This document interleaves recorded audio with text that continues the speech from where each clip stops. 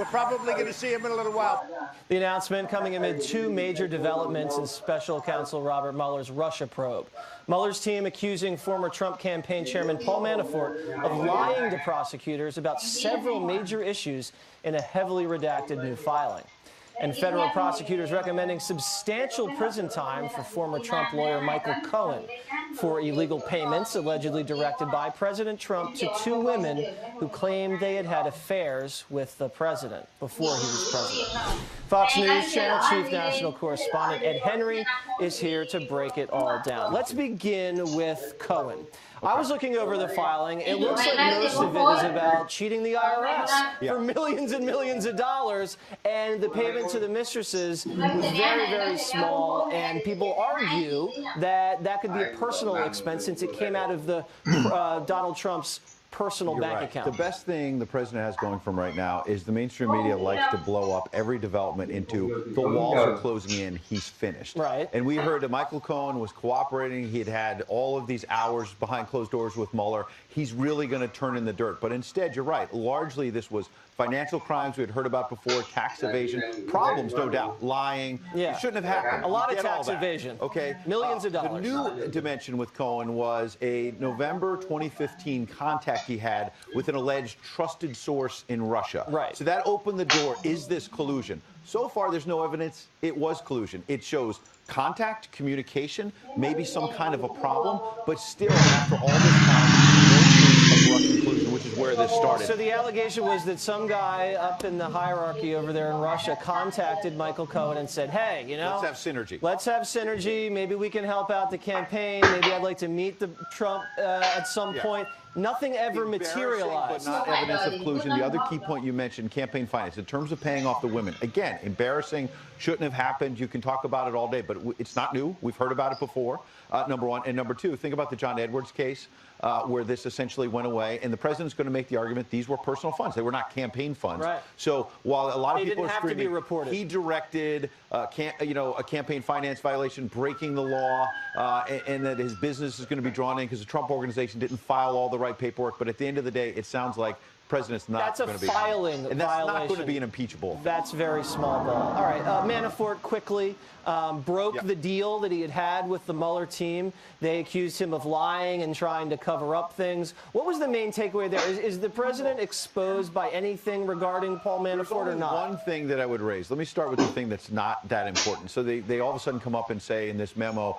that he was lying about what? About some guy named Dr. K, who's in Cyprus, may have ties to Russian intel, but he was just doing like wire transfers for him and his Ukrainian business. Well, I dug into this, and there's a story in USA Today in August of this year at the Manafort trial saying 6 bombshells from the Manafort trial, and Rick Gates' testimony, and Dr. K is mentioned. So we've heard that one Old before, bombshell. too. Now, here's the point I want to make, though, quickly, which is that in May of this year, Manafort sent a text to an associate and said, I want you to have contact with a Trump administration official. Does that raise more questions about potential, obstruction? Why was Manafort, when a potential pardon is out there, why is he talking to the Trump administration? We frankly don't know. But again, bottom line, this started as an investigation about collusion with Russia. No evidence. So let's go to General John Kelly. We've been hearing for a very long time John Kelly's out the door. Apparently now he'll be out the door January 1st. Who is next in line to fill that spot? Very tough job. Absolutely. It seems like General Kelly was exhausted, kind of wanted to move on. He and the president have not exactly been on speaking terms, we're told, in recent days. Nick Ayers is the chief of staff to Vice President Pence. He's a shrewd political operator. Jared Kushner, as well as Ivanka Trump. What a young little handsome lad that guy is. Trump is going to chew him up. Well, look at this guy. You think he's tough enough to handle the president? He's seen, though, as a very shrewd political operator. I hope He's supported by Ivanka Trump and Jared Kushner, I'm told. Here's the bottom line. He wants to do it, we're told, but for a brief amount of time, the president is pushing him or anyone who's going to do the job to sign on for 2 years, get him through the re-election. So right now, it's the art of the deal. It's a negotiation. All right. Catch Ed Henry, Fox and Friends Weekends. There he is. Good to see you, buddy. All right, so here with more, Fox News national security strategist Sebastian Gorka and Sarah Carter, Fox News contributor. Okay, ladies first, Sarah. If you look at the Cohen situation, you hear on other places in the mainstream media and on the left that Robert Mueller is closing in. he's getting closer and closer to collusion. I've looked at the memo. I don't see anything in the memo that says, you know what, this is a smoking gun. This is now Mueller really sinking his teeth into collusion. I see a lot of speculation and circumstantial evidence and the word Russia thrown in there once or twice, but nothing that I can say, aha, he's got him. That's right. It's like if Michael Cohen would have gone to a Russian restaurant and ate borscht, they probably would have put that in there just to bring up Russia, right? So my thing is this. I agree with you wholeheartedly, Jesse. There is nothing in the memorandum that we see on Cohen that is explosive or that says, wow, there was collusion. There's nothing in there whatsoever. What I found really interesting was that when they talk about the Moscow project, and that was the project to build, you know, this Trump Tower in Moscow. Right. Remember, Cohen was always the kind of guy, and this has been reported in the past, that would kind of use his influence because he was so close to Trump to try to shake people up and get business going. So it wouldn't surprise me that Cohen himself was out there reaching out to people, trying to get business going. Yeah, he was trafficking in his connections to Donald Trump. He was trying to, you know, kick dust around to see if he can scrum up some consulting fees. And I guess maybe he said that the discussion over the Trump Tower went to January. In fact, maybe it went into June, to difference of a few months. But I didn't really see anything that said to me, Dr. Gorka, that we're anywhere closer to where we were a year and a half ago with this thing. Do you? Jesse, it is a massive nothing burger with Russian salad dressing dribbled all over it. That's all we have. You're making me hungry, Doctor. Me too. Look, think about it. There is not one iota of evidence that connects the Trump campaign to any Russian intelligence operation to undermine the election. Not one.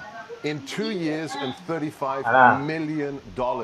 Robert Mueller is a complete and utter failure. He's grasping at straws. The testimony we have from Dr. Corsi tells you everything you need to know. These are tax evasion charges. We have two baskets of indictees here. We have tax evasion, right? We have things that have nothing to do with the Trump campaign, wire fraud 12 years ago. And then we have process crimes, when somebody who has a faulty memory is accused of perjuring themselves. Oh, and the third thing I forgot, sorry.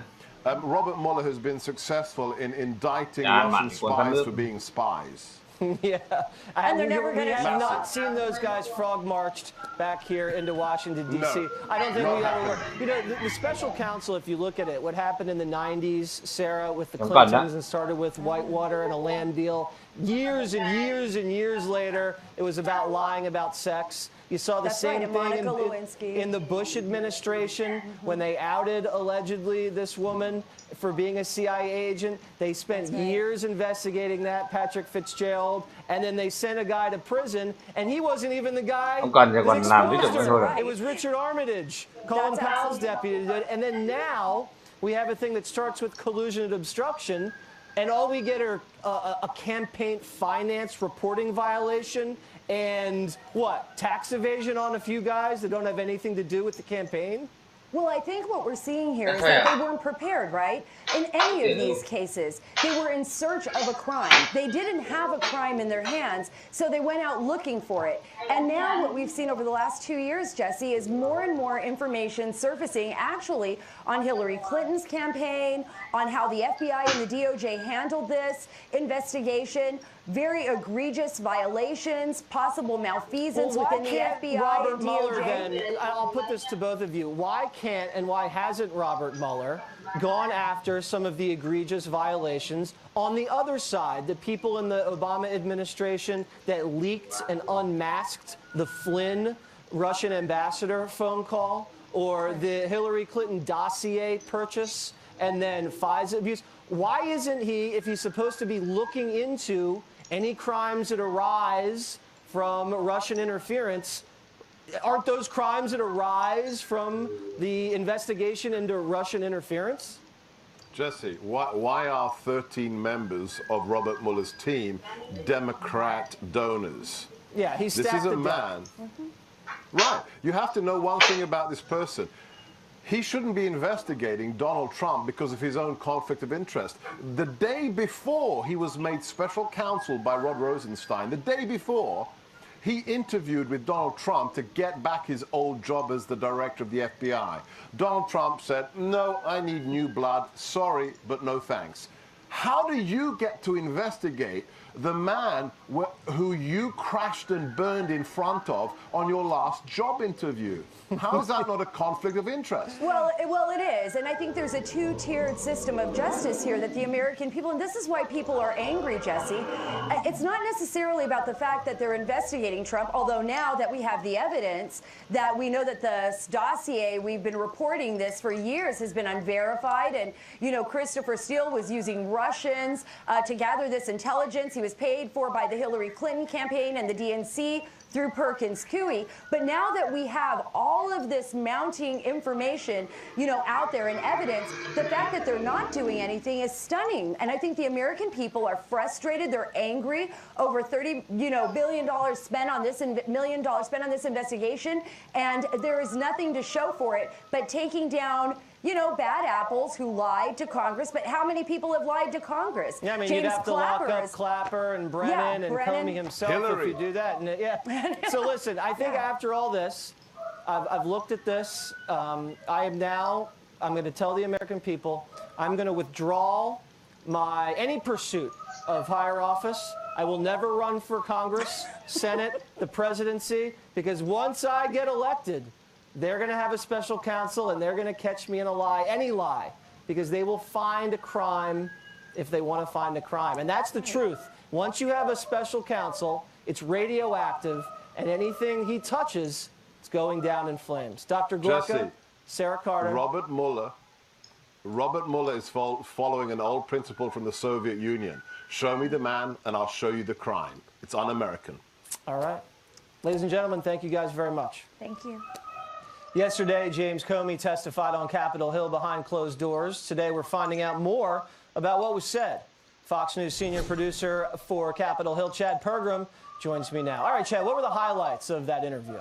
Well, one of the first things that we learned from James Comey is that he stood behind the FISA application for Carter Page. That's something he said publicly in the hallway there, and they were going to release this transcript about 24 hours afterwards. I'm just going to go through some of the highlights, the first blush that we have seen here. He was asked a question here about whether or not it was proper for Jeff Sessions to recuse himself, and he indicated that he thought that this was an obvious case for recusal. Trey Gowdy also asked Director Comey here, who at the FBI has the authority to launch an investigation into a major political campaign? Would it require approval by you? And Comey said, I don't know that I ever encountered a circumstance where an investigation was launched into a major political campaign. He talked about 100 million to 1. He said, who has won those campaigns when their odds were 100 million to 1? And he said, well, I don't know. Would it be Mao Zedong? Would it be Joseph Stalin? Those were actual quotes from the transcript here. At different points, Jesse, in the interview here, he applauded the Mueller probe. He said that this was an all-star team. That's the quote of prosecutors and attorneys who were put together in this. And he said, quote, I would bet my life that Bob Mueller will do things the right way. Now, this is only the first round of this. He was up there for about 6.5 hours. He's going to come back on the 17th. We expect another round of questioning from lawmakers from both sides. There were 23 members there from both sides. I looked at some of this transcript as well, and every time they ask him, did you know who paid for the Steele memo? Do you know Christopher Steele? Do you know he hated Trump? Do you know this was financed by the Democrats? Do you care? Did you look at... He seems like so wishy-washy. He's like, I don't really know. I'm not so sure who Chris Steele is. He seems so blasé over the fact that this was a politically motivated, Democrat investigation and smear job with a bunch of unverified claims that he then used to get a FISA warrant. And when Catherine Herridge asked him about that, did you have any faith in the veracity of the dossier? He said, oh, no, I had faith in the process, so I don't really know. Right, the FISA application. I know. Listen, Chad, I got to run, but good job out there. Listen. Thank you. Next, Barbra Streisand's biggest nightmare comes true on Water's World.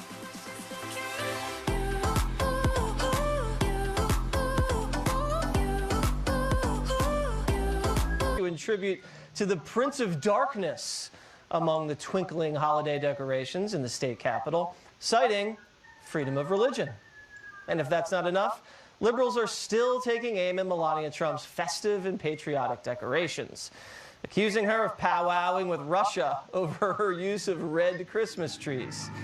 Recently, I spoke with President of Liberty University, Jerry Falwell Jr., on this and other issues with the war on Christmas. All right, Jerry, listen, this is like the Trump derangement syndrome meets the war on Christmas. These decorations look fine to me. The left is calling them evil, bloody, spooky. They called the hallway a murder forest. Do you understand the outrage? The First Lady was here at Liberty University, and she was asked a question about the criticism of her decorations, and she said, it's the 21st century, everybody has different tastes. She said, I think they look beautiful, and the whole 10,000-seat arena, it was packed. Everybody started cheering for her. And it's, you know, it's just so, it's such a double standard. If she were married to a Democratic president, she would be on the cover of every fashion magazine just about every month, because she's, I think, the most beautiful and classiest First Lady we've ever had. Yeah, she's definitely the most stylish. And, you know, I have a lot in common with Melania. I mean, we are both incredibly stylish people. And sometimes we take fashion risks or design risks. And it's a burden that we bear because people just haven't really caught up to us. And eventually they will. And they don't understand, you know, red is the new black this year for Christmas. But I have a feeling, though, that if you decorated the White House, it wouldn't be as pretty as the way she's done. You know what? I think you'd probably be right. I'd probably just put a bunch of punch bowls up there and fill them to the brim. All right, let's get into this Massachusetts town. I guess the town's Dorchester, a beautiful town up in Massachusetts. They sent out an invitation to a Christmas party. And you ready? This is the theme. I'm dreaming of a white Dorchester. Now, you know, I'm dreaming of a white Christmas. Classic, right there. Everybody understands that. But they got heat from all these left-wingers at the town that says, that's racist. We're dreaming of a white Dorchester or white Christmas is racist. Anybody with any common sense knows it's a take off the song White Christmas. It's art. And just like Rudolph the Red-Nosed Reindeer, it's art. And the left always uses art as an excuse to put on display some of the most vile and just absolutely disgusting type of displays in different museums. But it's okay because it's art. Well, why isn't Rudolph the Red-Nosed Reindeer and White Christmas, the song, why isn't that just art? I mean, to me, it's hypocritical. Another double standard from the left, and I think people are getting tired of it. I think people see through it. Just when we thought that they'd run out of people, classes of people to name as victims, they come up with Rudolph the Red-Nosed Reindeer as the newest victim class. Yeah, listen to this Rudolph attack. The Huffington Post singles this out. They say Rudolph is it exhibits racism and homophobia, and they called Santa Claus abusive and bigoted, and they said it like promotes bullying or something like that. You know, from my recollection of Rudolph the Red-Nosed Reindeer, and I haven't seen it in a while, but the point was the people that were bullying Rudolph were bad, and he overcame the bullying to be the hero. Right. Wasn't that the point? It's the underdog making it to the top. That's the way I took it, and it's just. I mean, you know, I agree with you. I think the war on Christmas is over. I think the people on that side lost, and they're just a bunch of dead enders running around. Now, this is kind of a controversial story, and I understand the controversy. There's a town in New Jersey, and there's this one house that puts up all these lights, like 30,000 lights, very festive, very in the spirit of Christmas. And neighbors and the mayor are complaining, and they say there's too many Christmas lights. It's a distraction. It's causing all this foot traffic in the town, and they want this house to pay all this security money because it's too crazy. Do you understand the outrage, or do people have a point? I don't think people should worry about what other people do on their property. I don't like zoning laws. I don't like.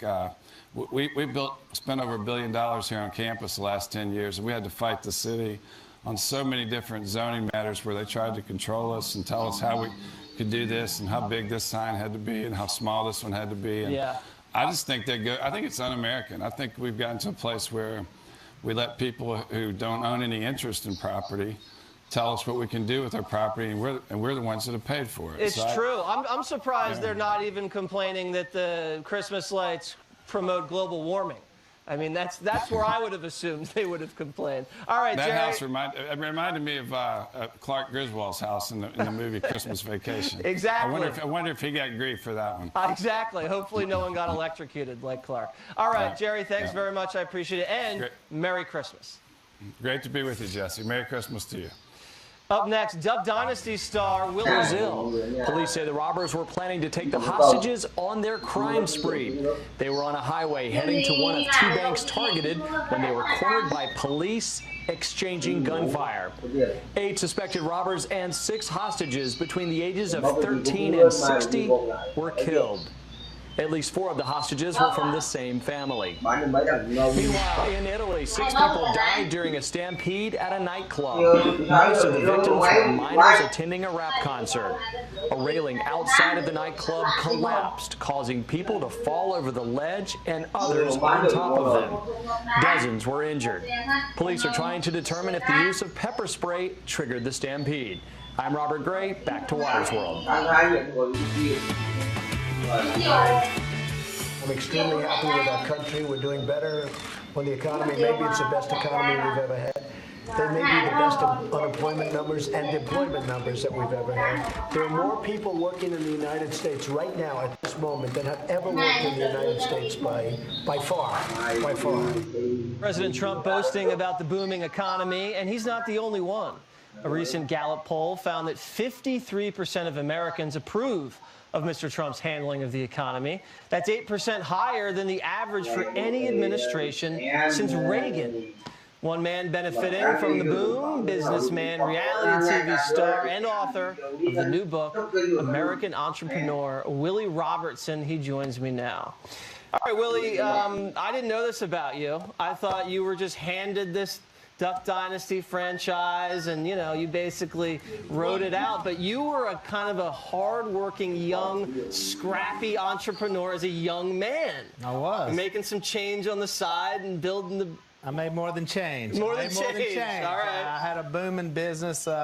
I started out in worm farming. Worm farming? You ever done any worm farming? Does it look like I've done worm farming? Probably not. No, probably not. So I had a good worm farm, but it was just a lot of labor-intensive work. Checkout was a nightmare. Trying to count 50 earthworms, sell them to the fishermen. How much money can you make worm farming? Well, it was like a nickel a piece. I mean, it was tough work. It was tough work. Not as much. But then a guy handed my dad a box of Hubba Bubba bubble gum. Mm-hmm. And that ended up in my hands. And so 5th grade now, I could have chewed it all right. I mean, all this gum. I decided to sell it for 50 cents a piece. I had no money in it. Sold it, made my first little money, then started buying candy like crazy, selling, dealing. I mean, I had everything. And dealing candy.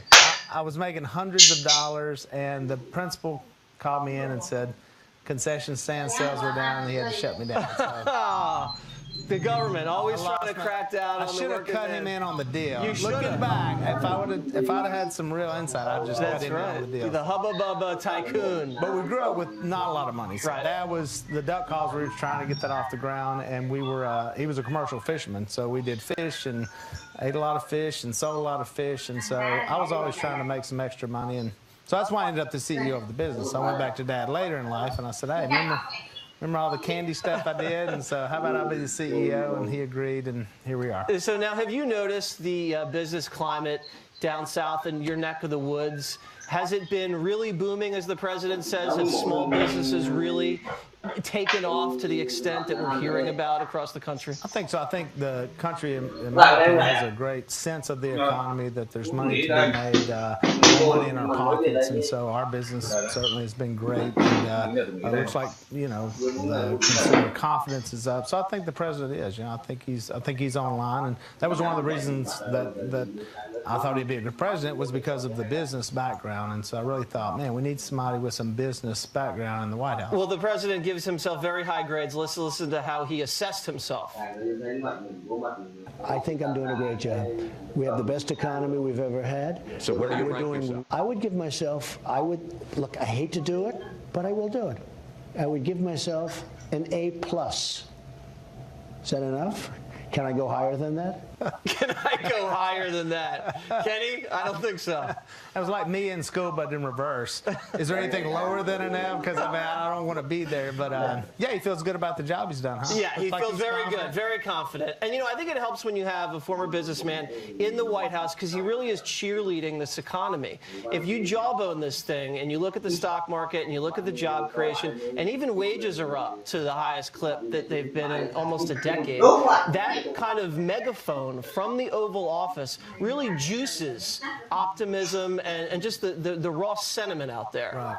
Totally agree. And we go through in the book, especially going back to when our country first started, a lot of people may not know this, our government kept running out of money. They would go to entrepreneurs to help bail them out. And so maybe we could have some big philanthropist build the wall. I thought about that. I mean, because because the War of 1812, I mean, we were running out of money. George Washington was running out of money, and so they turned to big business guys and they loaned the government money, and so they went to entrepreneurs to do that. And so I think as long as we have that, as long as our economy's strong, I mean, the opportunity in this country still is awesome to run businesses, start businesses. And I think people feel like, yeah, I can start a business in this country and make money. Speaking of big businesses, you talk a lot in your book, The American Entrepreneur, about Rockefeller and richest man in U.S. history. Just to put it into perspective, you write in today's dollars, he would be worth how many hundreds of billions of dollars? It's astronomical how much money that he was able to wrap his head around and hands around. And he heard this motto when he was little in church, and the pastor said, you should make as much money as you can and then try to give away as much money as you can. And that changed his whole life, saying, I'm going to go make as much money as I can. He did. And yes, he did. He made although early in his life, his goal was to make $100,000 in his life and live to be 100. He almost hit the 100. He made well past 100,000. Then he tried to give it as much as he could away. And so really, at the end of his life, he turned saying, I'm going to try to give this away. And he said it almost gave him a nervous breakdown. It was harder than doing business. It was actually trying to figure out which charities to give money. I wish I had that problem. Trying really hard to find out ways to give my money away. Maybe you will. So maybe I will. Keep your options open. If Waters World keeps going the way it is, hopefully I'll have that problem. Willie, he doesn't have that problem. Thank you very much. Awesome. Good. Appreciate it. All right, we'll be right back. Wise men. All of this is a way to, quote, spark a conversation about the current illegal immigration situation at the border. Here with their thoughts.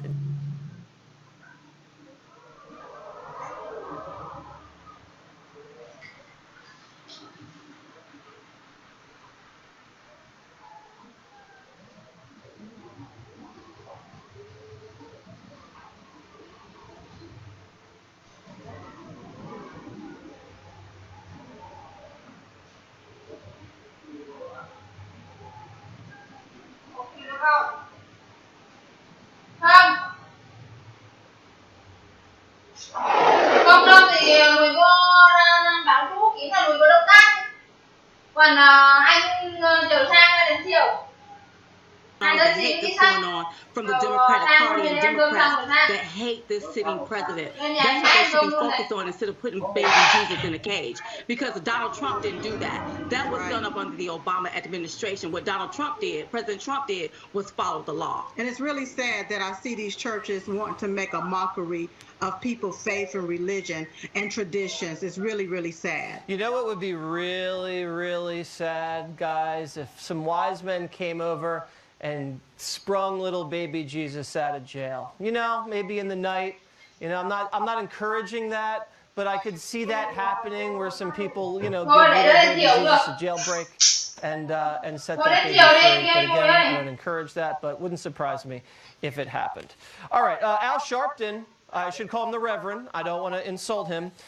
He sold his life story rights for $500,000 to his own charity. Okay, so he sold it back to himself. Yeah, right. So he sold his life story rights to himself. He basically wrote himself a check for $500,000 from his own charity, and then I guess on the back end, if someone ever buys these rights, it just enriches the charity, which is probably going to pay him some more.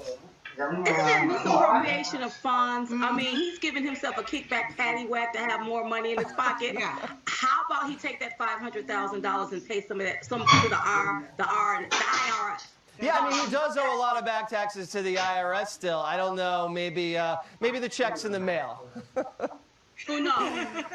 It looks like, and the people that watch these nonprofit experts and the charity people, they're saying, I mean, this is kind of breaking IRS rules, and, you know, this is going to be a lot of potential for funny business.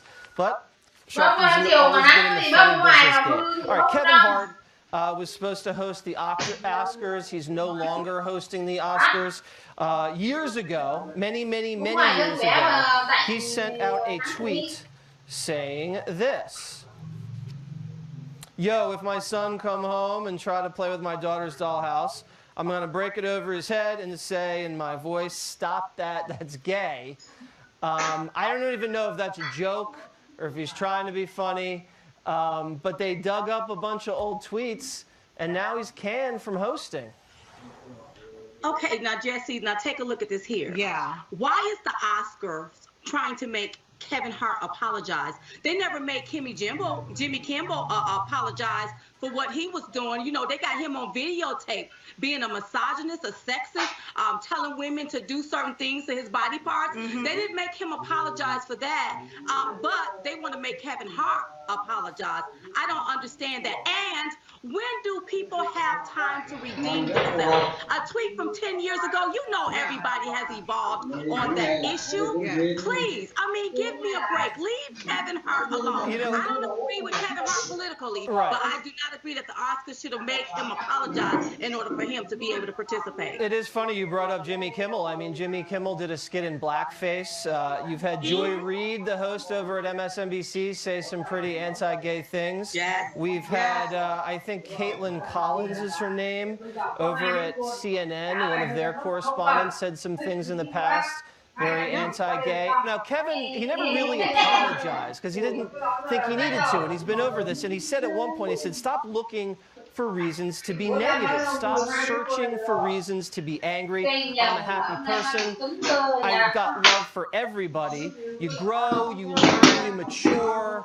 Let's just put an end to all this stuff. But welcome to the world of political correctness. The left do it to the right every time. Now the left is just eating their own. Exactly. And Kevin Hart need to also apologize for disparaging our president because he's your president too, Kevin Hart. Okay, that's what he should apologize for. Got it. All right, ladies, Diamond and Silk, everybody. There they are on the Chit Chat Tour. Check out the dates. All right, up next, a pro-Trump couple responds to Barbra Streisand, who said men just tell their wives who to vote for. Now, the real story up next. Told you you're allowed to rain on my parade. How much my band I'll beat my drum. And if Daily Mail, quote, I love my country, and it's painful to see democracy being assaulted, institutions being assaulted, and women being assaulted. A lot of women vote the way their husbands vote. They don't believe enough in their own thoughts. Maybe that woman who's so articulate, so experienced, and so fit for the presidency, Hillary, was too intimidating. Wow.